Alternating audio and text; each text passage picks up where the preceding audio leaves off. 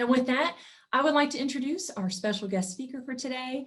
Magdalena Bonnelly is an award-winning event expert with more than 15 years of experience, including in the hospitality and tourism industries.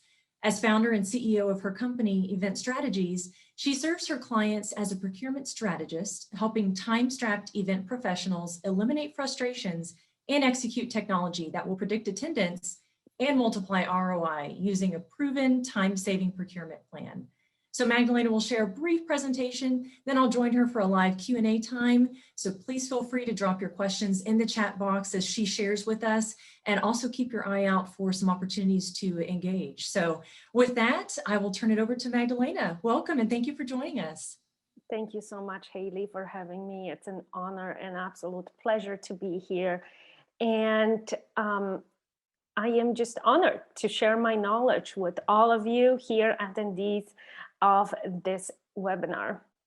I do truly hope that you find the information useful. Before I jump into the topic, I wanted to share a disclaimer that in no way I am trying to predict the future. Unfortunately, I do not have a crystal ball. And if you use any of the methods that I suggest throughout this webinar, I know that you will be on your way to have a successful event. The methods that I suggest in the webinar are suggestions only, and they are based on my own research, my work with my clients, and discussion with industry leaders, as I do have my podcast called The Meeting Space, where I like to stay in the know. So that is how I gather the information and I stay educated. Also, I mentioned throughout the webinar some of the publications that I follow, that I like to read their articles because they are based in a very extensive research, and be on the lookout for those. I will share those with you as well. So let's jump into the topic. Event strategies for success in a post-COVID world. How does that look like? And I know that everyone has the main word, the word on the street in their minds: hybrid. What is hybrid? Is this really a future of the industry?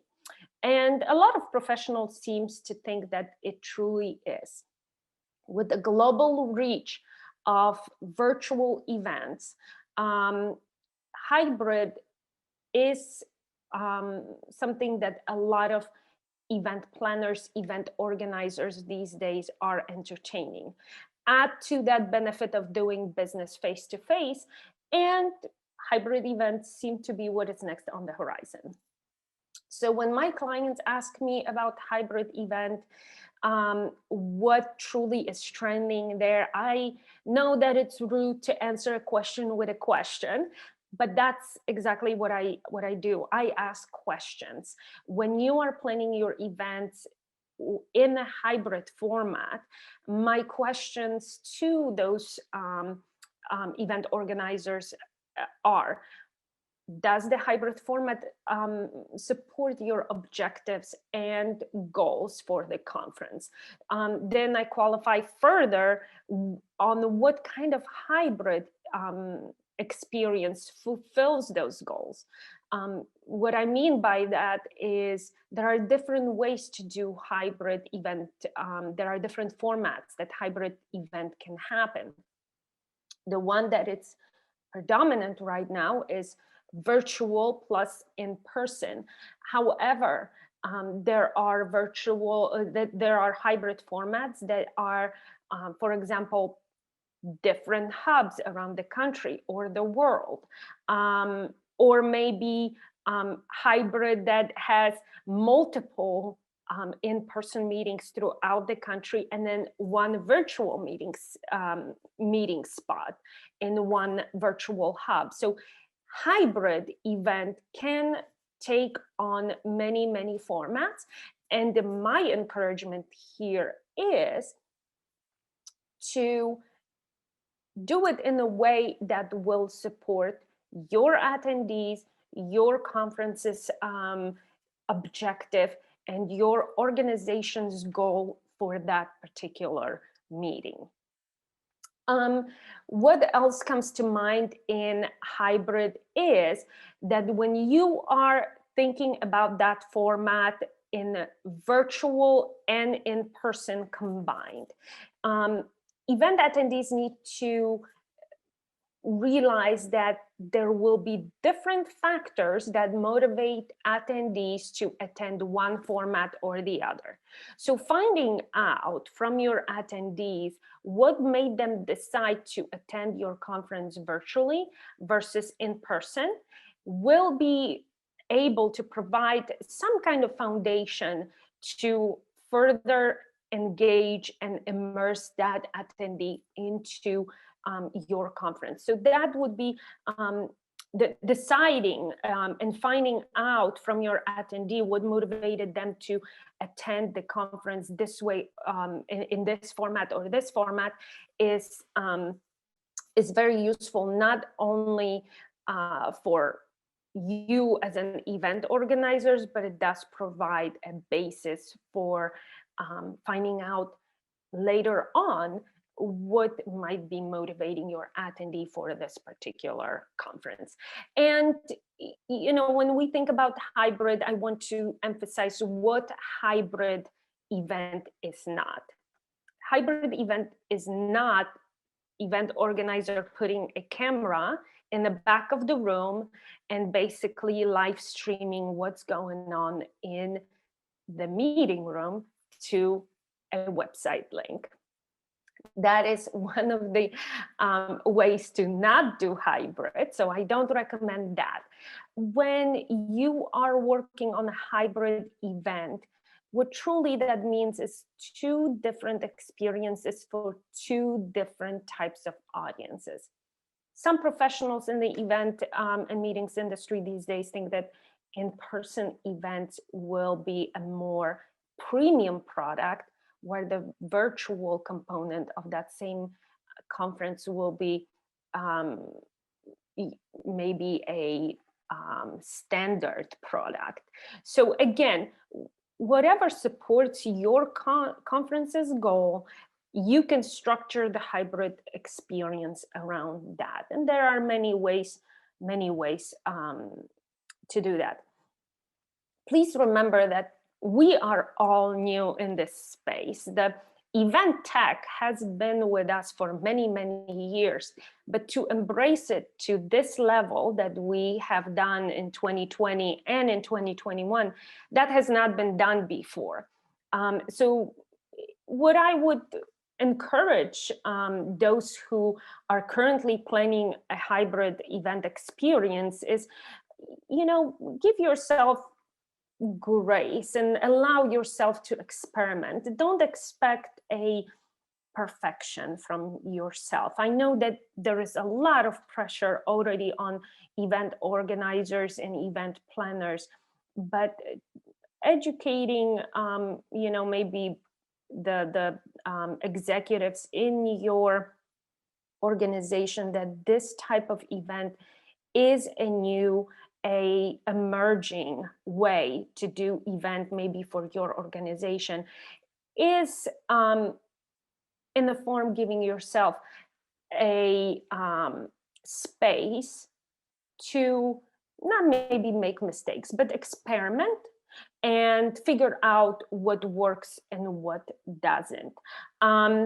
So I definitely encourage all of my clients who I work with to make sure that they are not too hard on themselves for not knowing everything. We are all learning in this space, and I am just here to share with you some of the tips and tricks and strategies, but there is so much information out there and so much product that truly allowing yourself for that experimentation and learning along as you go with planning process of your experiences.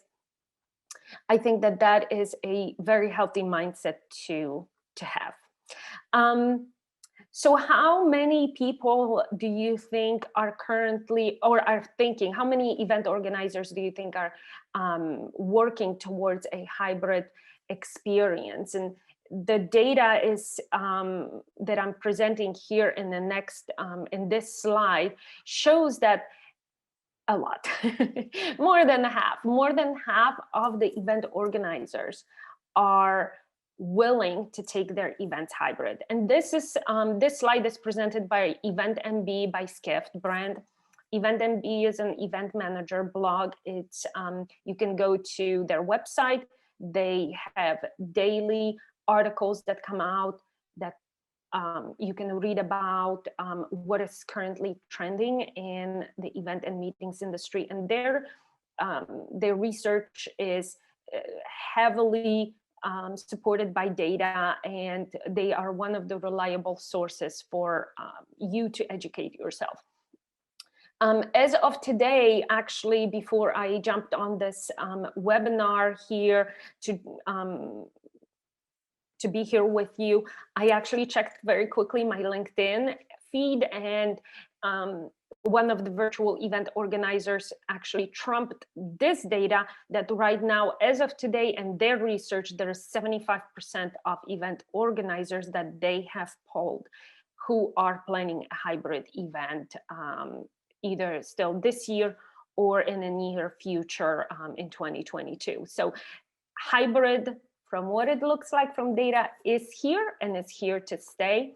But again, I will emphasize that it needs to support your organization's goals and your conference goals. So you can get creative with the format of hybrid to fit your organization's needs. When it comes to planning events, either virtual or in person, what I like to do is always fall back on the research about humans, how we learn, how we retain information, and many other studies of human behaviors. I'm fascinated by Netflix, Peloton, companies that have really dominated that space and used human behaviors in their research on human behavior in their marketing approach. This here on this slide is the curve of forgetting. And what that shows is our ability to retain information. In my recent post on LinkedIn, I shared that 90% of knowledge is retained when it can be practiced immediately after learning it. And this is the curve of forgetting that shows how right after learning right here, how many minutes it takes to retain, not necessarily only retain, but recall the information in day two. So let's say you learn something here, you the next day you practice it for 10 minutes, your brain registers the information, and then by day 7 you only need 5 minutes to recall that info. And this is an excellent tip for event organizers, especially if you are planning virtual events. This will help you with your next webinar, and how that can be applied is I shared my experience in my LinkedIn post that I attended a webinar where during the webinar we were introduced to a brand new technology that is geared towards deep networking in a virtual conference. And that I have heard the owner and the founder of that technology speak before in a live feed on LinkedIn, and I understood the premise behind the technology. However, this webinar went further, where we hopped off Zoom, where the webinar was hosted, and we actually got to use that application, network with each other through it. And because of that, I was able to retain information on what was the name of the company, which I didn't when I first saw the owner and the founder of that company just having a live feed on LinkedIn. I was able to not only remember the information, the name of the company, I went as far as going to their website to take a look at the company and what they have on their website. And to this day, and that happened, I don't know, 3-4 weeks ago. To this day, I actually have been able to remember not only the name of the company, but now the name of the owner and the founder. And now if my client comes to me and talks to me about networking opportunities during a virtual conference, if the platform doesn't have that already built in, I am able to give them a recommendation just based on my own experience with the technology. I can tell you right now that if the webinar that I attended have not had the second part of it, where I actually went in and practiced networking in that platform, I think that I would still remember the founder as a guy from San Francisco with a hair in a bun and funky looking headphones, because that's what he's known for.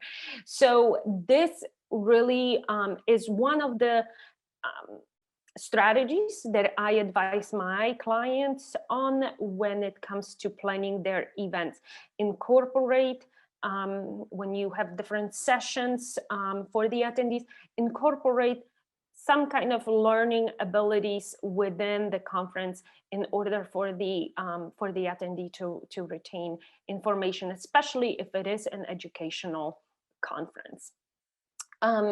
So now we will move to the in-person component of the meetings. And before we move to that, I wanted to very quickly ask all of the attendees to type in the chat, and I will give you a question here. What was the name of the curve that I just presented? Please type into the chat, and the person who types in the answer first, I will give that person a $10 Amazon gift card. So please feel free to type that in, and I will give you a few minutes to think about it and type it in. Haley, are we getting any responses? Yes, we do have a winner already. Congrats to Alex. That's awesome. Well, congrats, Alex. That is amazing. And this is one of the ways how you can incorporate into your conference a little bit of engagement, and also making sure that people are learning and not just forgetting the information. So now let's talk about the in-person component of the hybrid event. That one right now is quite a complex. I don't know if complex, but it almost feels new again. How do we plan in-person events, either as part of the hybrid experience or on its own in this, I don't know, still COVID or maybe soon to be post-COVID world? One of the main fears that I have received as part of my own market research when I asked event organizers, what is one of the biggest fears? They mentioned safety, and I don't blame them. Whenever I make a decision to attend in-person event, safety currently is one of the biggest fears and one of the determining factors of if the attendee will be there in person or not. So that is not very surprising here. How can we manage safety concerns in an in-person meeting? There are a few ways, and I was able to pick up on some common practices based on the events that I have attended in 2020. I attended events in October. One was for 50 people, another one was for about 700 people. hand sanitizer was everywhere. I was joking that I could bathe in it if I wanted to. Smaller event definitely used strategy of putting as much of the event outdoors as possible. Even one-on-one vendor meetings were set up in the outdoor space. It was in a beautiful Colorado hotel. Weather was perfect for it. So utilize that if you can for as part of your safety measures. Some of the larger conferences that I have attended, they have outsourced technology as well as in-person companies to manage health checks, to manage, for example, you're waking up, you're in the guest room, the first thing you need to do is on your smartphone, make sure that you check in with any symptoms that you might be experiencing the moment you start your day. So if you have a fever or you experiencing any symptoms, you can answer those on your smartphone. You don't even have to go downstairs anymore. If you are experiencing symptoms, you are advised to stay in your room and you are not spreading any germs. And for that, the organizers are using technology companies, plus again, the medical outsourced in-person personnel down at the convention center. General sessions for large events are no longer happening. At least the one that I attended did not have a general session, did not bring all 700 people together in one space. The smaller event that I attended did have a general session. However, each person had their own seat, 6 feet apart. Each person had their own little cocktail table for a water notepad. And that was one of the strategies that they used to make sure everybody stays apart, but is able to sit in a general session. And the general session was also in a room where you could open the door to the outdoors and have a lot of airflow throughout the meeting space. So those are the things to think about. Those are just few examples. Some frustrations for the in-person events when planning in-person events. As per the slide, you can see people are dealing, maybe you are dealing with the smaller internal team, vendor management. And then of course, one of the main big items is budget. How to make sure that either virtual or in person, I stay within my budget. And I will get to that in a later slide, as I will move into the next one, where I'm sharing some tangible strategies for success for the in-person conferences, and the next slide we'll talk about the virtual. So when it comes to the in-person conference, think in the micros. It's no longer the bigger the better. I advise my clients to have, for the virtual and for the in-person, micro sessions to support micro learning. There is, and I can provide website links to all the research that I have done. There are studies that say humans learn in micro doses the best. So micro learning and micro sessions are truly supported by studies out there. Those are formats that show how humans learn the best and how they, for example, how long your session should be, 20 to 25 minutes, which I'm realizing now we are running a little bit over. Those are right now trending and useful tips in order to keep attendees engaged, to keep their attention span, and to really have a experience where people want to participate. Nobody wants to see on the agenda a opening speaker that lasts longer than maybe 40 minutes. I am really making my clients conscientious of the time when they are designing their events, how the session should look like and how long should they have been. If you in the past had a large convention, I advise my client divide it into smaller groups. Even if you have to spread it out throughout the week, make it smaller session where you bring in smaller groups of people together. And if your attendees' main concern is flying, choose drive-in destinations, second tier, third tier cities. When you before planned events in Dallas, Orlando, Las Vegas, because of the ease of the fly-in, choose a destination that it's easy for your attendees to drive into and have smaller conferences there in order to keep them safe, to keep them within maybe your budget. This is also a great strategy if you are currently dealing with any possible cancellation at a hotel, attrition.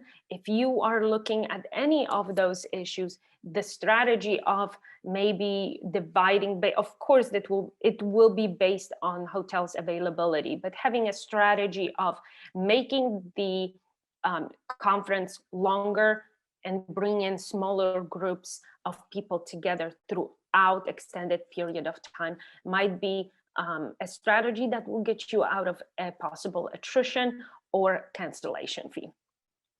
What about strategies for virtual conferences?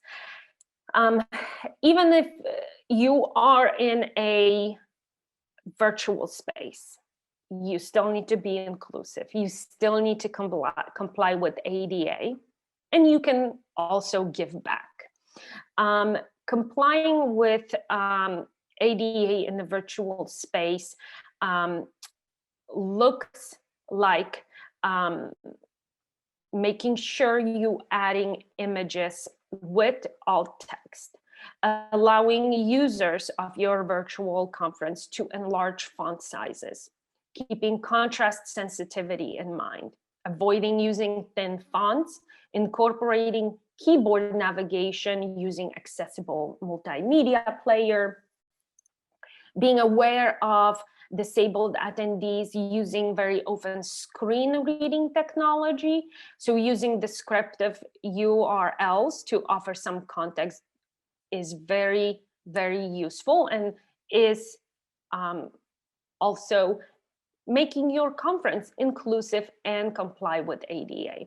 How can you give back when you are in a virtual space? I attended a conference that was completely virtual, and because so many event and meeting planners have lost their jobs in 2020, the event organizer had a job board for event and meeting planners inside of their conference space in order to help out those who might be on the market to look for a job. So those are some of the strategies for the virtual conference success, and making sure that you are also staying, the concept of diversity, inclusion, and equity is staying top of mind when you are an event organizer. When it comes to virtual event platforms and production, what I am finding out is that the exorbitant cost of virtual event platform is caused by production and webcast studios. When you eliminate those two, you eliminate a big chunk of your cost. So be mindful when you are speaking with virtual event platform representatives that you ask about those two things. Does the price include webcasting and studio? Because if it does, I can guarantee you that that price of the virtual platform will be a little bit over $30,000 all the way up. I got quoted to $80,000. So be mindful of that. Tech stacking. What is that actually when you have a virtual conference? Let's say you have a basic level of access to some kind of virtual space. Either it's Zoom, either it's Teams, either it's maybe another virtual event platform provider. There are companies in the market that are popping up more and more that take care of just one aspect of your virtual conference. So for example, if you have a Zoom conference and you want to add networking, matchmaking networking type of feature, for example, you can add a technology to that Zoom platform and build up on that basic Zoom platform with different features from different providers.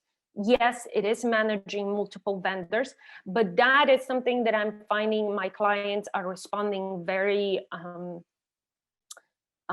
well to when it comes to accommodating budgetary restraints of, we don't have thousands and thousands of dollars for this conference, but we still want our attendees to have a decent experience. There are technologies out there to accommodate some features that you can add on to your already existing technology that your organization might have purchased.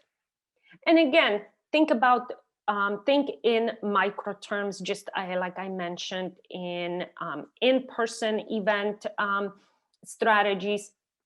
When you are looking at the length of your virtual conference, know that attendees, they will not attend I shouldn't say that. There will be a lot of hesitation to attend a conference that it's longer than 4 hours. So think about when you are designing your virtual conference to have 4-hour slots of time, maybe over multiple days. After speaking to a few meeting planners from one of Fortune 500 companies, they went as far as having a 13-week long conference that was only on Wednesday, and it was only on Wednesday for 4 hours. But they wanted to make sure that the product launches that happened over the time of the fall of that year, leading all the way up to Black Friday, that they had those covered in their conference. So they had the conference over a 13-week period of time, but only for 4 hours, 1 day a week. And throughout the other days, they engaged with their attendees through different social media platforms, private groups, things of that nature. So think about, again, micro terms when planning your virtual event. When it comes to what's happening right now, I can tell you from my experience that it is time now to start securing your vendors.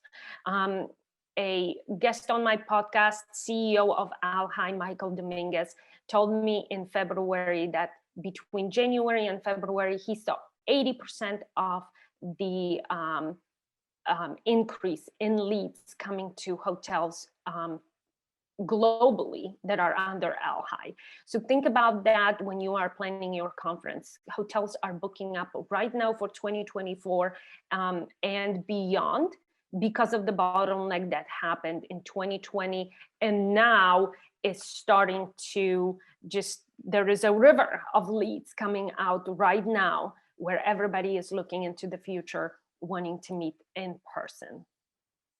And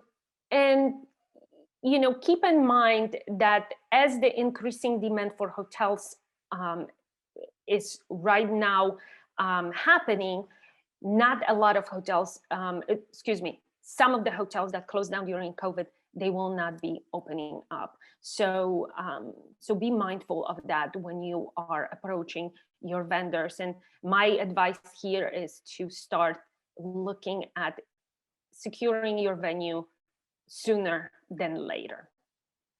So I will finish with this, how does success look like in the event space in post-COVID world.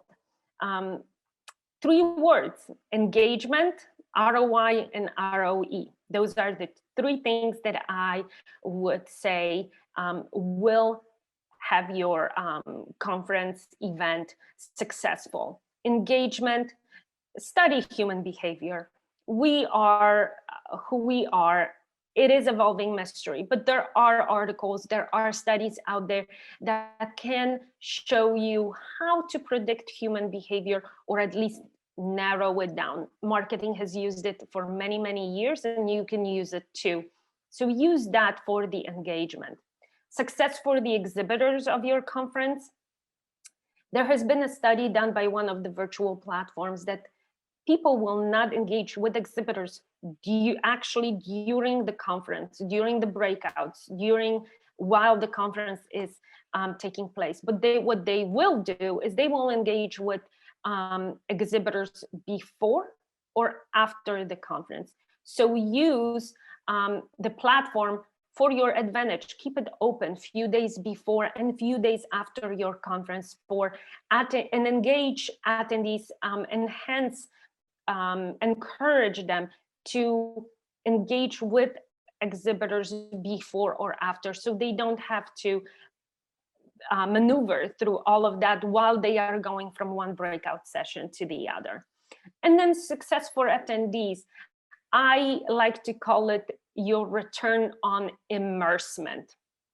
That term came to me after listening to Duncan Worrell. He is an ex-VP of Disney, when he was talking about creativity and how immersement, it was an evolution at Disneyland, and how they came up with different ideas of making Disneyland such an immersive experience for anyone who is visiting the park.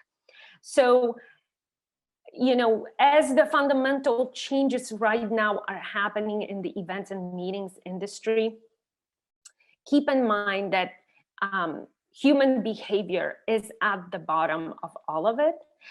Technology caught up with all of the event organizers because of COVID, and realize that your organization's event, the success, the strategies is not an overnight matter. Again, as I mentioned at the beginning, we are all in this new space. We are all learning, and more is to come. I truly believe that this is a ever evolving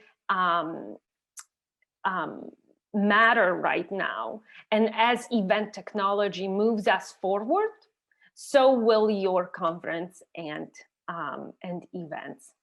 And I truly believe that some of my tips and some of my methods here that I presented, I hope, not truly believe, I hope that they have given you some tangible tips to get you on the way to success for your future conference. Haley, I will give it back to you. Thank you, Magdalena. Really appreciate that presentation. I know we've talked about, just in kind of gearing up for this session, I tend to geek out on the events and planning and all of this kind of events world stuff, just having been in the oil and gas trade shows and customer meetings and event space for, over a decade. So this is all really helpful for me, and hopefully for our audience as well. We have gotten quite a few questions from the audience, and I know we had initially planned to have a few questions we were going to discuss just between us, but I'd love to jump to the audience questions, because Perfect. I think these are really important and really timely, and kind of, it's a good segue from a lot of the topics you shared with us. So I will go ahead and just present these to you from our audience. So we have one here. It says, I'm working with a small nonprofit that wants to transition from successful virtual lectures to hybrid lectures.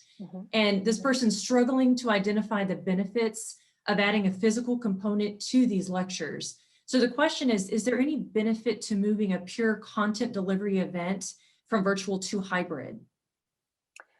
I would say that if you truly don't see the benefit of it, then I don't do it. If your attendees, let's say your attendees tell you that they really will not attend the in-person event, why force them? That would be my suggestion to you. Listen to your attendees, because that's where your success is.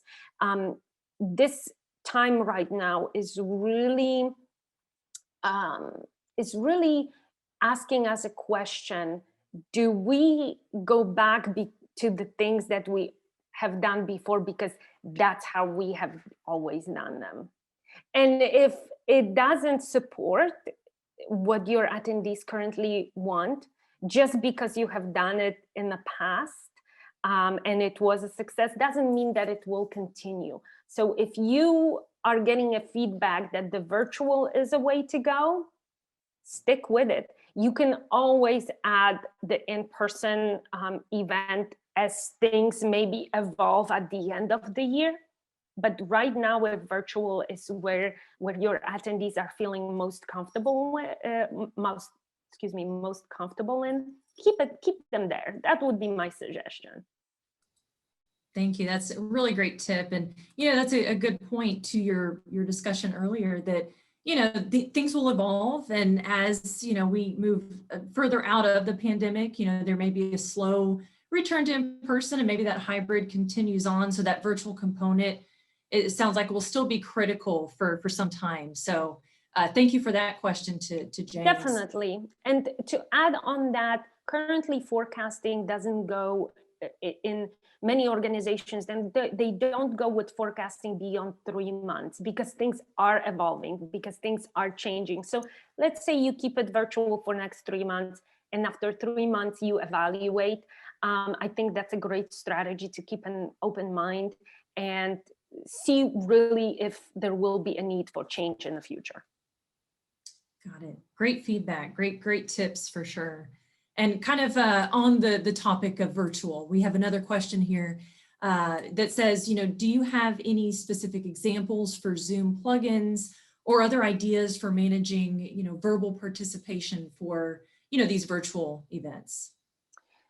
Verbal participation, would it be people asking questions? I would need a little bit clarification there, but just to answer the first part of the question, there are, for example, and I'm not endorsing any company that I mentioned, so I will mention some names here. There is a company called Twine, which is designed for deep networking to add on to whatever platform you are already using. You can definitely look them up. It's twine.nyc. That's their website, where if you already have an existing technology in place, you can add those on. I actually have a running list that I will be more than happy to share in a separate email. I can hide based on different features. Twine comes immediately to my mind because, again, I attended that webinar and it was so easy to just add that on already existing Zoom platform that the webinar had. So that would be one of them. And then it would really depend on the features that you require or that you want for your event. But I can assure you that there is plenty out there and more is coming. Everybody now is embracing event tech. So if you you will share my contact information at the end. If there is any need for additional info, I can definitely send out what I have. On that point, I know we've talked about engagement, we've talked about, ways to try to keep attendees engaged. And I know that's been a struggle, especially, we talk about Zoom fatigue and people are getting tired of staring at the screen. What are some gamification applications and some other trends that you're seeing in terms of keeping that virtual component engaged while, there may be an in-person component also, or just virtual? Like, what are you seeing in terms of trends and some kind of creative ways to keep people, keep their attention? So I love going kind of against the grain. So using would actually distract you. I have moderated and was a room host at a conference. It was educational conference out of California. And the keynote speaker, knowing that people probably will be listening to him, but at the same time, where is my phone? Playing with their phones, looking at their phones. What he did, he actually incorporated every person's smartphone into his presentation by providing a web address where you drew stick figures and send it over to him. He gave you, and it was all, of course, intertwined with the premise of the of his speech and what the conference was about. But being creative with speakers and allowing speakers to kind of do their thing. There are certain speakers that will that's their niche, to engage with the attendees. So if you are looking for speakers, look for those that might be a little bit out of ordinary. This person was an artist and his story was so inspirational. His story was on creativity, innovation, and him using the phone for us to stay engaged with him, to send him our drawings. That was amazing. That will always stand out to me. Use what you think might be distracting your attendees for your advantage. For my longer webinars, what I like to do is I like to tell people, why don't you hop into your email right now and type in the subject line of the last email you've received. Simple things that engage the distraction can be beneficial and can help you stand out from the crowd. I hope that answers the first part of the question.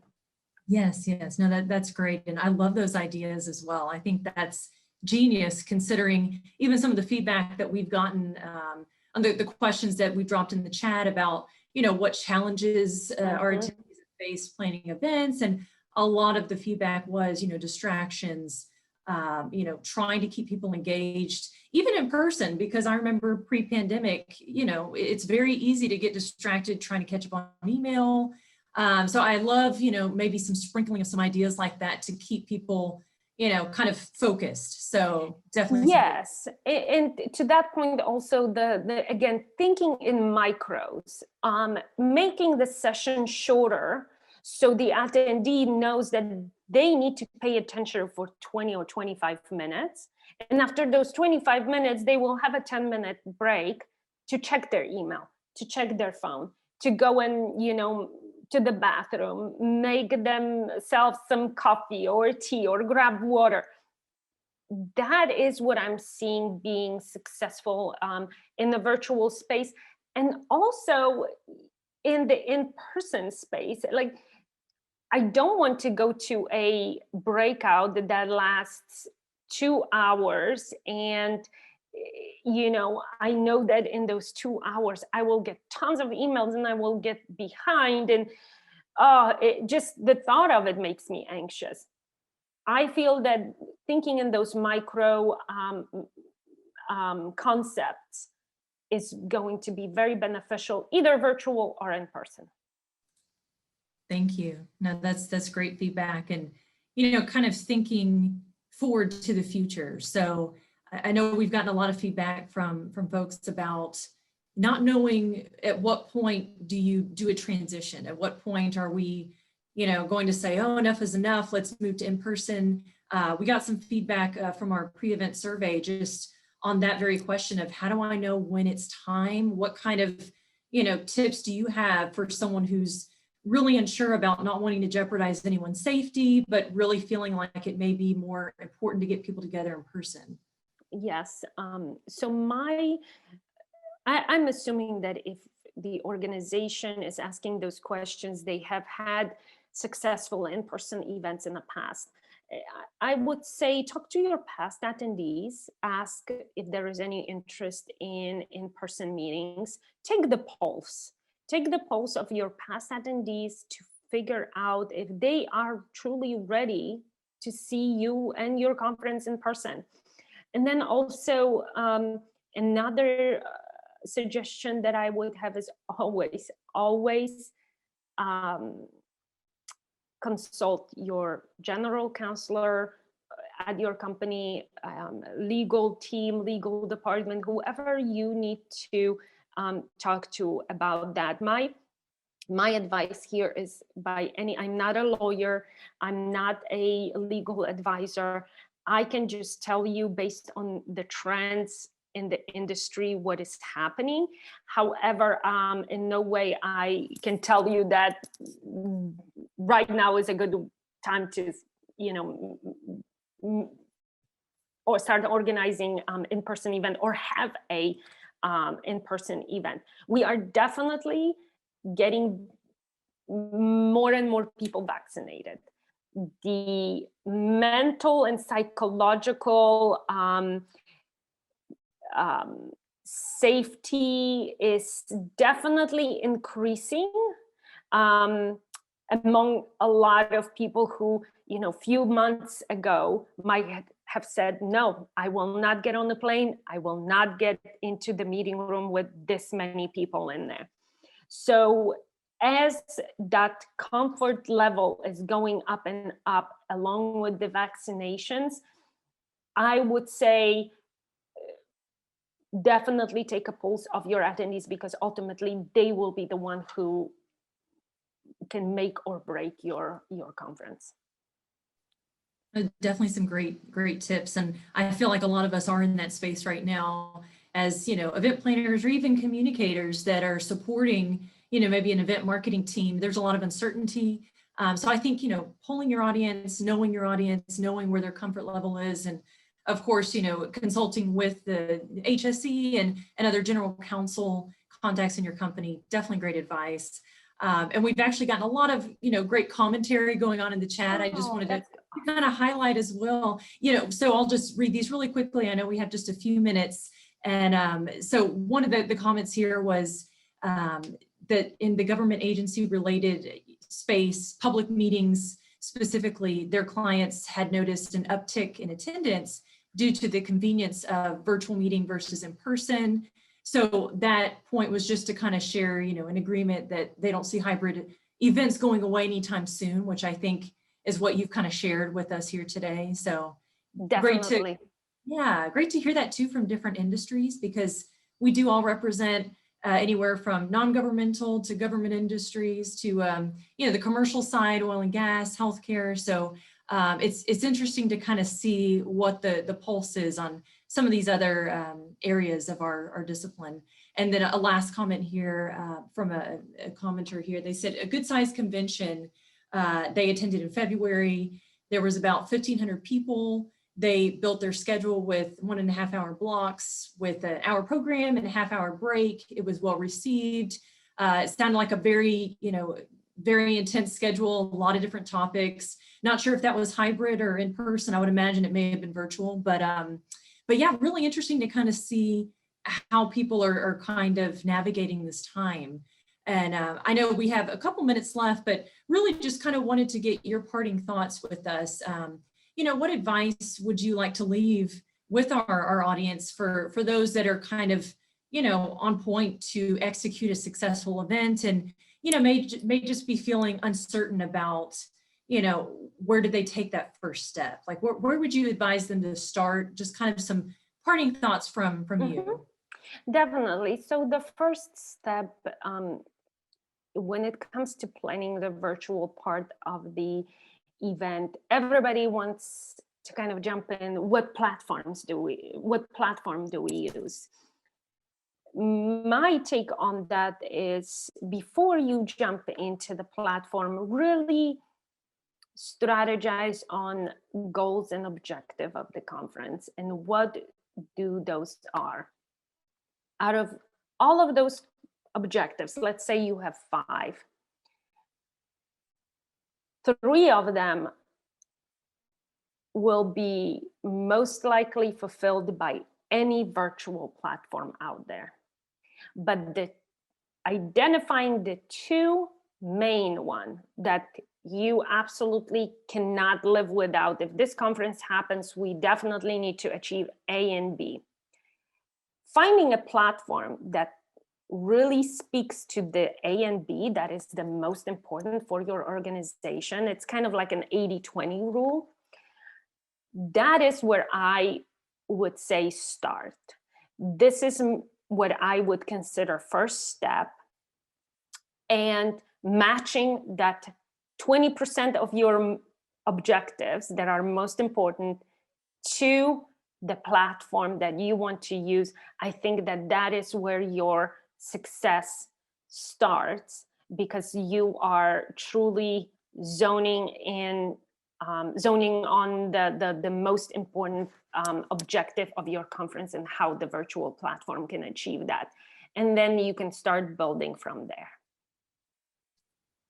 And great feedback from the expert herself. We're so glad that you were able to join us today. I know we're at the top of the hour, but I know there's been a lot of different questions coming through. What would be the best way for folks to contact you if they want to learn more about either the services you provide or just need some advice on a specific question in their event space? Sure. I can definitely be reached on LinkedIn under Magdalena Bonnelly. I have funky pink glasses on my on my profile picture, but also you can visit my website event-strategies.com, or via email. That's Lena, Lena, at event-strategies.com. So plenty of ways to find me, and I would love to hear any questions, any thoughts, however I can help and support attendees of this webinar. Please don't hesitate to reach out to me.